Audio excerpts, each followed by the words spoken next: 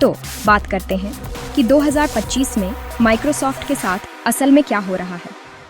क्या हम एक स्ट्रैटेजिक शिफ्ट देख रहे हैं या यह एक गहरे संकट का संकेत है? 2 जुलाई 2025 को माइक्रोसॉफ्ट ने लगभग 9,000 कर्मचारियों की छंटनी की अनाउंसमेंट की, जो इस साल उनकी दूसरी बड़ी छंटनी है। 2025 के लिए पूरा टाइमलाइन ऐसा है। जनवरी में वर्कफोर्स के 1% से भी कम लोगों को निकाला गया। फिर मई में 6,000 से ज़्यादा कर्मचारियों को निकाला गया। जून में कम से कम 300 और लोगों को छंटनी का सामना करना पड़ा। और अब जुलाई में लगभग 9,000 छंटनियाँ, जो माइक्रोसॉफ्ट के 223,000 ग्लोबल कर्मचारियों का लगभग 4% है। इससे 2025 में कुल मिलाकर लगभग 15,000 छंटनियाँ हो गईं, या ग्लोबल वर्कफोर्स का लगभग 6.5%। यह सच में माइक्रोसॉफ्ट की ऑपरेशनल प्रायोरिटीज में एक स्ट्रेटेजिक शिफ्ट का संकेत है। माइक्रोसॉफ्ट एआई, मशीन लर्निंग और क्लाउड सर्विसेज पर एग्रेसिवली फोकस करने के लिए रिस्ट्रक्चर कर रहा है।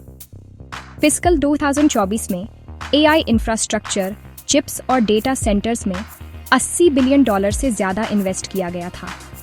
अब मेन स्ट्रेटेजिक फोकस एरियाज में एज्योर, कोपायलट और ओपन एआई के साथ माइक्रोसॉफ्ट का चल रहा कोलैबोरेशन शामिल है। दूसरी ओर, जो डिवीजन्स इस ट्रांसफॉर्मेशन से सीधे अलाइन नहीं हैं, जैसे एक्सबॉक्स और कन्वेंशनल सॉफ्टवेयर, उन्हें स्ट्रीमलाइंड या रिस्ट्रक्चर्ड किया जा रहा है। एक्सबॉक्स गेमिंग डिवीजन, सेल्स और सपोर्ट फंक्शंस में बड़ी छंटनियां हुई हैं।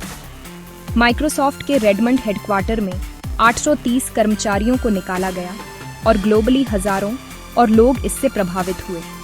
ये सेक्टर्स स्टेबल हैं, लेकिन ग्रोथ इंजन के रूप में नहीं देखे जाते, जिससे माइक्रोसॉफ्ट को रिसोर्सेज रीएलोकेट करने पड़े। सीईओ फिल स्पेंसर ने मैनेजमेंट लेयर्स को कम करने की जरूरत पर जोर दिया। उन्होंने तेजी से निर्णय लेने और क्रॉस टीम कोलैबोरेशन जैसे फायदों का हवाला दिया। लीनर, ज्यादा एजाइल वर्कफोर्स बनाने के लिए मिडिल मैनेजमेंट और नॉन टेक्निकल रोल्स में कई छंटनियां हुईं। दूसरे टेक जायंट्स की तरह माइक्रोसॉफ्ट ने 2020 और 2022 के बीच पेंडेमिक एरा की डिजिटल डिमांड को पूरा करने के लिए ओवर हायर किया था। अब एआई के रेपिटेटिव टास्क को ऑटोमेट करने के साथ बड़ी सपोर्ट टीमों की जरूरत कम हो गई है। ये एक स्ट्रेटेजिक रीसेट का हिस्सा है, न कि एक फाइनेंशियल क्राइसिस का। तो मार्च 2025 क्वार्टर के लिए माइक्रोसॉफ्ट ने $70 बिलियन का रेवेन्यू रिपोर्ट किया, जिसमें नेट इनकम $30.9 बिलियन तक पहुंच गई। आगे देखते हुए जून 2025 के लिए फोरकास्ट में 14% साल दर साल रेवेन्यू ग्रोथ का अनुमान है, जो मेनली एज्योर और वेल उनके एआई टूल्स से ड्राइव होगा। 26 जून 2025 को माइक्रोसॉफ्ट का स्टॉक असल में $497.45 के ऑल टाइम हाई पर पहुंच गया था। फिर 2 जुलाई को लेऑफ अनाउंसमेंट के ठीक बाद स्टॉक सिर्फ 0.2% गिरा, भले ही S&P 500 0.5% बढ़ा। ये छोटा सा डिप सच में दिखाता है कि इन्वेस्टर्स ने छंटनियों को एक स्ट्रेटेजिक मूव के रूप में देखा, न कि किसी परेशानी के रिएक्शन के रूप में।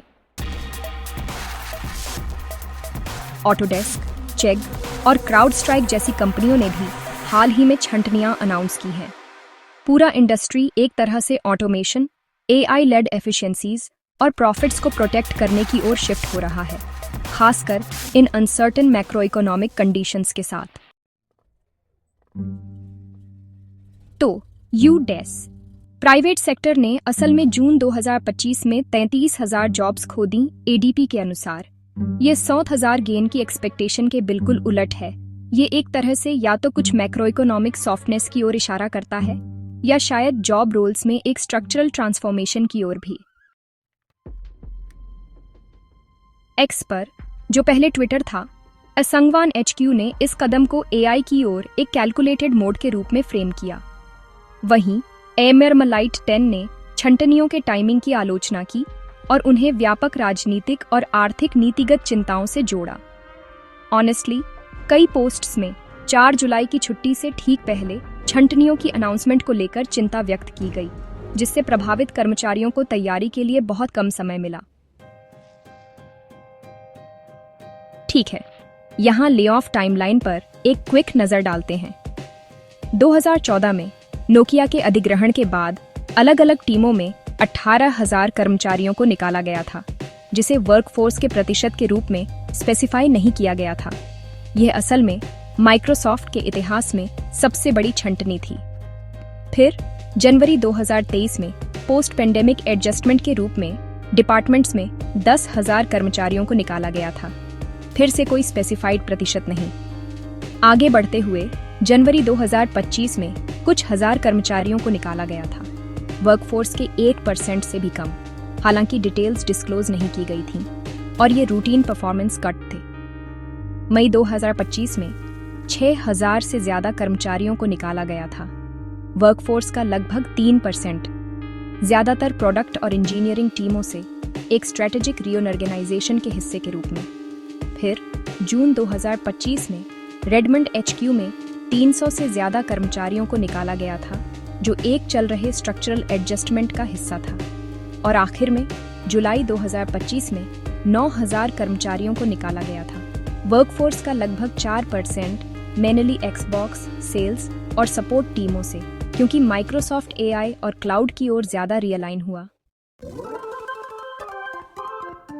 तो माइक्रोसॉफ्ट के लिए इसका मतलब AI और क्लाउड कंप्यूटिंग जैसे हाई मार्जिन ग्रोथ एरियाज पर ज्यादा फोकस है। उन्हें गूगल, Amazon और एनवीडिया के साथ compete करने के लिए एक मजबूत पोजीशनिंग मिलेगी।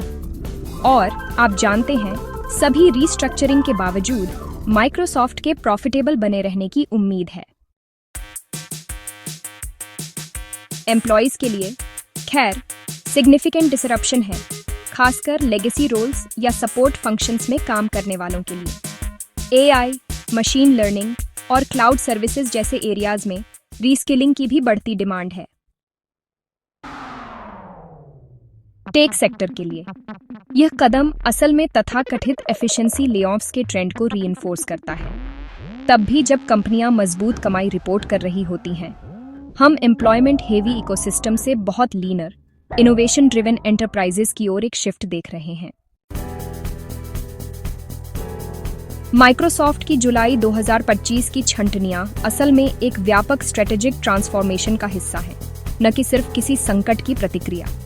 यह कदम AI और क्लाउड कंप्यूटिंग की ओर एक बहुत ही डेलिब्रेट मोड को दर्शाता है, साथ ही मैनेजमेंट स्ट्रक्चर्स को फ्लैट करना और रिसोर्सेज का सावधानीपूर्वक रीएलोकेशन भी। जबकि यह प्रभावित कर्मचारियों के लिए सच में असली चुनौतियां पैदा करता है। कंपनी की लॉन्ग टर्म स्ट्रेटजी एक तेजी से बदलते टेक लैंडस्केप में रेजिलेंस और ग्रोथ सुनिश्चित करने के लिए डिजाइन की गई लगती है। जैसे जैसे ग्लोबल टेक इंडस्ट्री में बदलाव जारी है, AI लिटरेसी और अडेप्टेबिलिटी ऑनेस्टली न केवल कंपनियों के लिए बल्कि वर्कर्स के लिए भी जरूरी होती जा रही है। यह analysis CNBC, associated press, Bloomberg और द न्यूयॉर्क टाइम्स की रिपोर्टिंग से सपोर्टेड है।